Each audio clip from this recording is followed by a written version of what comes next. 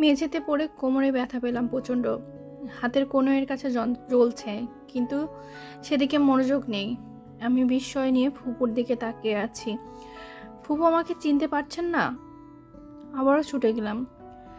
ফুপুর বাহু ঝাঁকিয়ে বললাম, কি বলছো এসব ফুপু? আজকের দিনে কেউ এভাবে মজা করে? হাত ছাড়ো।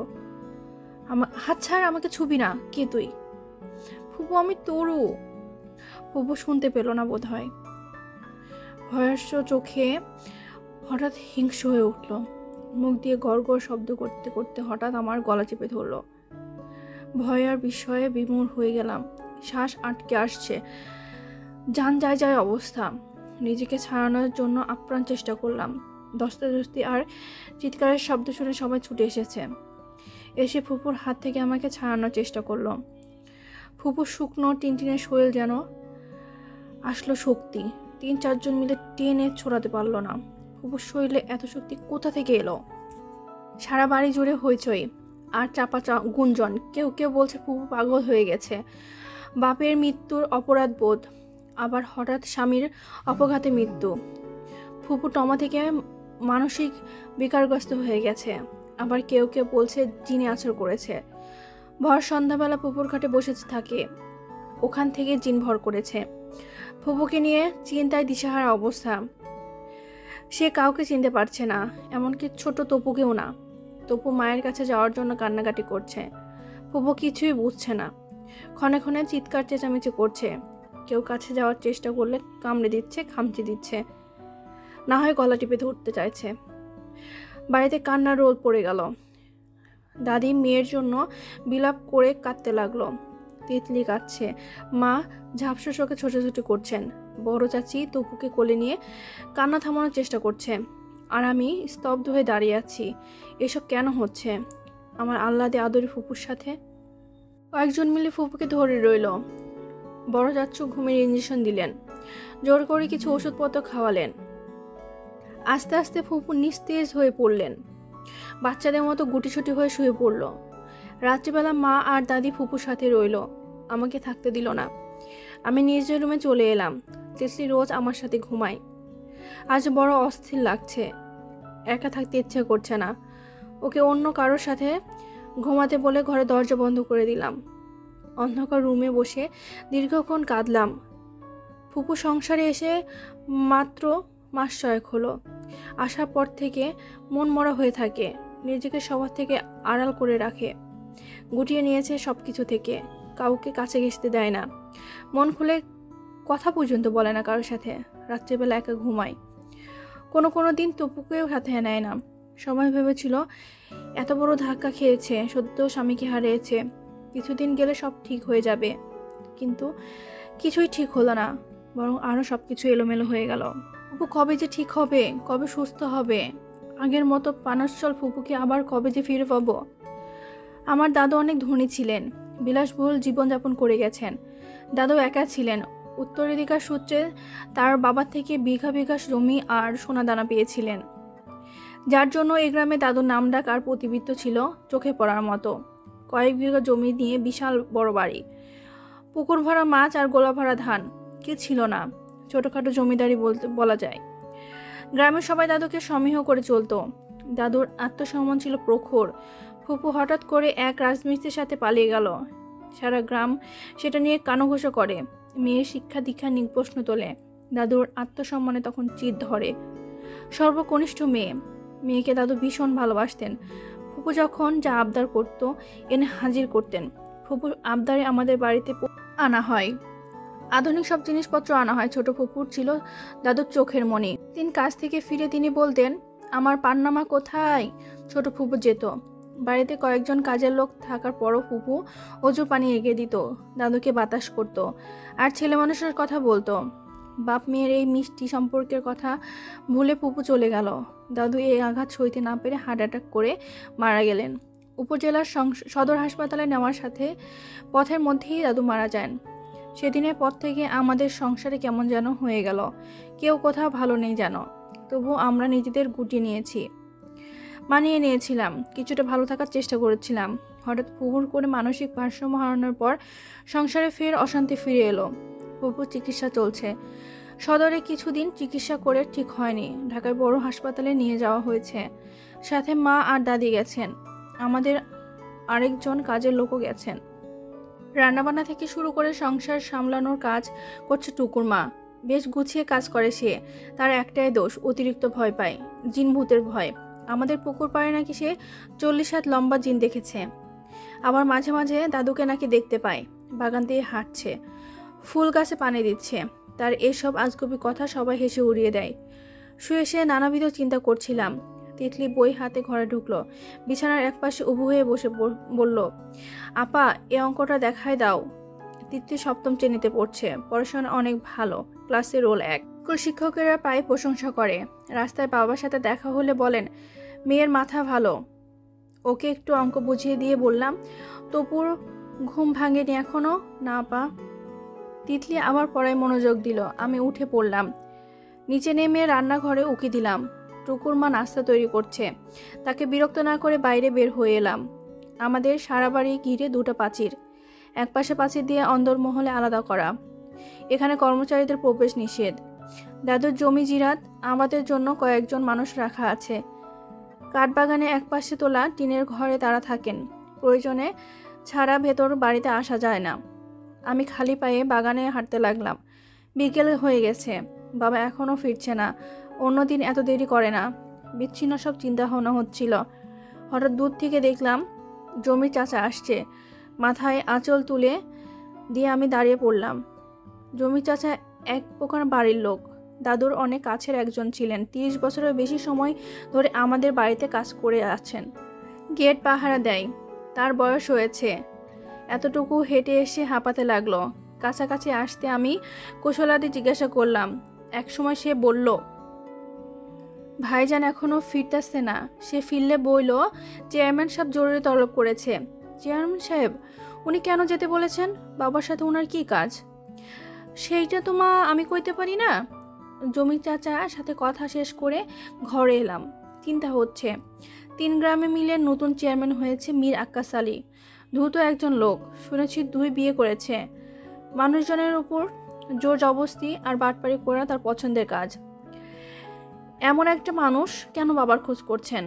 খোঁজ করার কারণ পরদিনই জানতে পারলাম। চেয়ারম্যান সাহেব বিয়ের প্রস্তাব পাঠিয়েছেন। তার প্রথম পক্ষের ছেলের জন্য আমার বিয়ের প্রস্তাব পাঠিয়েছেন। কথাটা বাবা আমাকে সরাসরি বললেন না। বড় চাচার সাথে যখন ফোনে কথা বলছিলেন তখন রান্নাঘর থেকে শুনে ফেললাম। বড় চাচা অবশ্য এক বাক্যে না করে দিলেন। বাবাকেও রাগান্বিত দেখলাম। বেশ উঁচু গলায় বললেন, আমি না করে দিয়ে এসেছি ভাইজান। তার ওই বখাটে ছেলের সাথে মেয়ের বিয়ে দিয়ে মেয়ের জীবন শেষ করে দিব নাকি? টুকুর মা তরকারি রান্না করছিল, সেও সব শুনেছে। শুনে মুখ ভ্যাংচালো। কড়াইয়ের ঝোল নাড়তে নাড়তে বলল, খালাম্মা হুনছেন, ভুলেও ওই বিয়াতে মত দিয়েন না। ওরা কিন্তু সব অমানুষ, জানোয়ার। আর ওই পোলা, চেয়ারম্যান সাহেবের বড় পোলা তো সারা এলাকার গুন্ডামি করে বেড়ায়। বলো কি? বিস্মিত হয়ে টুকুর মায়ের দিকে তাকালাম। আমার আগ্রহে সে আরো উৎসাহ পেল। খানিক এগিয়ে এসে বলল, খালাম্মা, যা কইতাছি হাসা কইতাছি। নাম বাবর, কয়েকবার জেল খাইতে আইছে। ছোট্ট একটা ঢোক গেলাম। কি বলছে এসব? লোকটা এত খারাপ? এমন একটা ছেলের জন্য তারা বিয়ের কথা কোন সাহসে বলে? প্রচন্ড রাগ হচ্ছে। ঘরে চলে এলাম। ঘরে আসার পর অবশ্য রাগের পরিবর্তে ভয় জেঁকে ধরল। এই প্রস্তাব বাবা প্রত্যাখ্যান করেছেন, কিন্তু ওরা মানবে? তাছাড়া চেয়ারম্যান সাহেবের রোশনলে পড়লে তার ফল ভালো হবে না। একের পর এক বিপদ আসবে। তাদের সাথে ইতিমধ্যেই বিরোধ হয়েছে। সেই ঘটনা বছর 2 আগের। দাদুর একটা ধানের জমি তারা জোর করে দখল করেছিল। সেটা নিয়ে কত ঝামেলা হলো, থানা পুলিশ পর্যন্ত হলো। পরে চাচার পরামর্শে বাবা পিছিয়ে এলো। ঝামেলা বাড়াতে চায়নি তারা। নির্দ্বিধায় জমির অধিকার ছেড়ে দিল। অথচ এই জমির মালিক আমার দাদু ছিল। অমন ভয়ঙ্কর একটা পরিবারের সাথে আমার নতুন করে বিরোধের সৃষ্টি হবে না তো আমাকে নিয়ে? কিছুতেই মানতে পারছি না। চিন্তা হচ্ছে, মাকে জানানো দরকার। মায়ের এই মুহূর্তে বাড়ি ফেরা দরকার। ফুপুর অবস্থা আগের থেকে উন্নত হয়েছে কি না আবার খোঁজ নিতে হবে। ক্লাস শেষ হলো দুপুর 1টায়।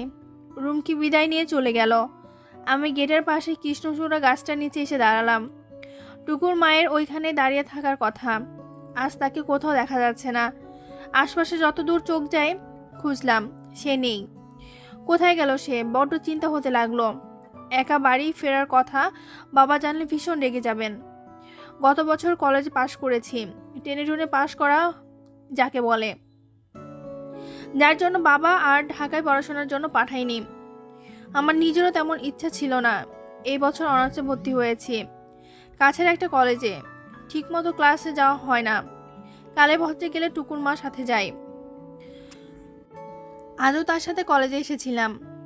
দুপুর 1টায় ক্লাস শেষে তার সাথে ফেরার কথা, কিন্তু টুকুর মা উধাও। আমি ঘাড় ঘুরিয়ে টুকুর মাকে খুঁজছিলাম আর অস্থির হয়ে পায়চারি করছিলাম। তখন একটা মোটরসাইকেল কাছ ঘেঁষে থামলো, ধুলো উড়িয়ে শব্দ করে। এতটা কাছে যে ভয়ে দুপা পিছিয়ে গেলাম। বিরক্তি ভরা চোখে তাকাতে চোখে পড়ে গেল তার চোখে একটা যুবক ছেলে হেলমেট হাতে আমার দিকে তাকিয়ে আছে। চোখ সরিয়ে নিলাম দ্রুত। তড়িঘড়ি করে চলে যেতে উদ্যত হতে হঠাৎ কেউ নাম ধরে ডেকে উঠল, তরু। বিস্মিত নিয়ে ফের দাঁড়িয়ে পড়লাম। মোটরসাইকেলে বসা ছেলেটা আমাকে ডাকছে, নাম ধরে ডাকছে। কে এই ছেলে? আমাকে চিনে কিভাবে? অস্বস্তি হতে লাগলো। কিছু না বলে হাঁটা ধরলাম। ছেলেটা পেছন পেছন এসে বলল, তরু, আজ একা যে? সত্যি কেউ আসেনি? আমি একবারও কোনো প্রত্যুত্তর করলাম না, শুধু হাঁটার গতি বাড়িয়ে দিলাম। কয়েক পা এগোতে ছেলেটা পথরোধ করলো। থমকে দাঁড়িয়ে পড়লাম। ছেলেটা বলল, চলো আমি বাইকে করে পৌঁছে দিচ্ছি। আমি বললাম না। অস্ফুট স্বরে উত্তর দিলাম। ভয়ে গলা শুকিয়ে আসছে, শরীর কাঁপছে থরথর করে। ভাগ্যিস বোরকার আড়ালে বলে ছেলেটা টের পাচ্ছে না। কয়েক সেকেন্ড পর ছেলেটার হাসি মাখা কণ্ঠে কানে এলো, বলল, প্রথমবারের মতো তোমার কণ্ঠ শুনলাম। আমি আরো চুপসে গেলাম। তাকে পাশ কাটিয়ে সরে এলাম। উন্মাদের মতো এদিক সেদিক তাকিয়ে রিক্সা খুঁজলাম। ভর দুপুর, গ্রামের রাস্তায় রিক্সা পাওয়া মুশকিল। প্রচন্ড রাগ হচ্ছে টুকুর মায়ের ওপর, আবার নিজের উপর। কেন আজ কলেজে আসতে গেলাম? ছেলেটি বলল, ব্যস্ত হইও না, আমি রিক্সা রাখছি। ছেলেটা ফোন কানে নিয়ে কাকে যেন কল করলো। মিনিট খানেক পর মোড়ের মাথায় রিক্সা দেখা গেল। কাছাকাছি এসে রিক্সা থামতে বলল, উঠো, যাও এই রিক্সাতে। দ্বিধাহীন হয়ে পড়লাম, যাবো কিনা সেটা সিদ্ধান্ত নিতে হিমশিম খাচ্ছি। আবার এখানে দাঁড়িয়ে থাকতে ভয় হচ্ছে, অস্বস্তি হচ্ছে। ছেলেটা এমন করে তাকিয়ে আছে সেটা না দেখেও বেশ বুঝতে পারছি। 7-5 না ভেবে গাড়িতে উঠে পড়লাম। রিক্সা চালক প্যাডেল ঘোরাতে ছেলেটা বাধা দিল। ভয়ে বুক ভেতর টিপ করে উঠল। দ্বিতীয়বারের মতো ছেলেটার দিকে তাকালাম। কেমন গুন্ডাদের মতো চাহনি, বেশভূষা গুন্ডাদের মতো, মেয়েদের মতো মাথায় চুল ঘাড় পর্যন্ত নেমে এসেছে। কি বিশ্রী ব্যাপার। এবারে অবশ্য ছেলেটা সময় নিল না, রিক্সাওয়ালার হাতে কিছু টাকা গুঁজে দিল। এটা আপনার ভাড়া। আহমদ মাস্টারের বাড়ি চিনেন তো? ওই বাড়িতে যাবে, সাবধানে ঠিকভাবে পৌঁছে দেবেন। রিক্সা ছেড়ে দিল। আমি হাঁপ ছেড়ে বাঁচলাম। কিছুদূর এগোতে বুঝতে পারলাম বিপদ দূর হয়নি। ছেলেটা পিছু নিয়েছে, ধীর গতিতে বাইক চালিয়ে রিক্সার পেছন পেছন আসছে। আমি রিক্সাওয়ালা মামাকে তাড়া দিয়ে বললাম, মামা দ্রুত যান, একটু জরুরি কাজ আছে। মামা শুনল। গ্রামের ফাঁকা রাস্তায় গাড়ি হাওয়ার বেগে ছুটল। অন্যান্য দিনের তুলনায় বেশ আগে ভাগে পৌঁছে গেলাম বাড়িতে। রিক্সা থেকে নেমে আর চোখে একবার উত্তর দিকে তাকালাম। ছেলেটা মোটরসাইকেল থামিয়ে দূরে দাঁড়িয়ে আছে। এদিকেই তাকিয়ে দেখে গা ঘিন ঘিন করে উঠল। রিক্সাওয়ালা মামার দিকে ভাড়া বাড়িয়ে দিলাম। মামা বিস্ময় নিয়ে বলল, ভাড়া তো দিয়ে দিল, বাবর দিয়া দিল। বাবর? কে বাবর? আরে চিনেন না? আপনার লগের ওই পোলারে তো বাবর, চেয়ারম্যান সাহেবের পোলা। মামা টাকাটা ধরেন। ভাড়া দিয়ে দ্রুত বাড়ির ভেতর ঢুকলাম। ছেলেটার সাহস কত, দিনের বেলা রাস্তায় মেয়েদের সাথে অসভ্যতা করতে চায়। এই রিক্সাওয়ালা মামা না জানি কি ভাবলো। আমার বাবা দাদুকে এই গ্রামে ইট পাথরও চিনে, কেউ কোনো দুর্নাম রটিয়ে দেয় যদি। চিন্তায় অস্থির হয়ে পড়লাম। রাতের বেলা মাকে কল করে সব ঘটনা খুলে বললাম। মা জানালেন ছোট ফুপুর অবস্থা কিছুটা উন্নতি হয়েছে। পরের সপ্তাহে গ্রামে ফিরেছেন তারা। মায়ের ফেরার কথা শুনে একটু স্বস্তি পেলাম। বিছানায় শোয়া হয়ে বসেছিলাম। টুকুর মা এসে বলল, খালাম্মা, আমার উপর গোসা কইরেন না। এমন কইরা পেট মোচড় দিয়ে উঠলো, টয়লেটে না গেলে কাপড় নষ্ট হয়ে যাইতো। টুকুর মা তখন টয়লেটে গিয়েছিল, পরে ফিরে এসে আমারে পায় নাই, আর দোষ দেই নাই। কিছুক্ষণ দাঁড়িয়ে থাকলে দুজনের দেখা হয়ে যেত। ওই মাস্তান ছেলেটার জন্য তাড়াহুড়ো করে ফিরতে গিয়ে টুকুর মায়ের সাথে দেখা হয়নি। বেচারি অনেকক্ষণ কলেজের বাইরে দাঁড়িয়েছিল। তাকে বললাম, আমার অন্য কারণে মন খারাপ, তোমার উপর রাগ করে নেই, শুধু আজকের ঘটনা বাবাকে বলো না। আমি একা ফিরছি শুনলে বাবা রেগে যাবেন। টুকুর মা মাথা নেড়ে চলে গেল। আমি গভীর চিন্তায় ডুবে গেলাম। ছেলেটার কথা ধরন দেখে মনে হলো আমায় চিনে, আমার নাম পর্যন্ত জানে। কিন্তু আমার তো চেনার কথা না, কখনো মুখ দেখার কথা না।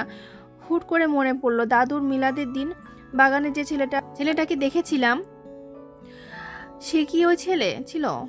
সেদিন দূর থেকে দেখেছি, চেহারা অস্পষ্ট ছিল। এত সব চিন্তা বাদ দিয়ে কিছুদিন কলেজে যাওয়া বন্ধ করে দিলাম। তমাল ফিরুক, মা ফুপুরা ফিরুক, তখন কিছু একটা করা যাবে।